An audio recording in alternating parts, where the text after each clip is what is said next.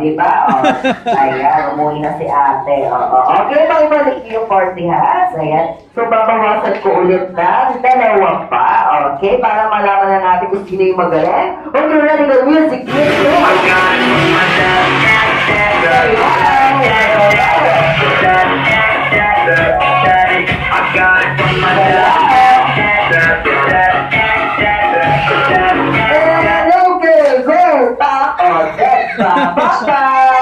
Salamat! Kaya dahil dyan, meron na kayong laptop. Laptop. Ayan, ang pag-uwi niyo sa bahay, magiging laptop yan. Manalig lang kayo. Okay. Ayan.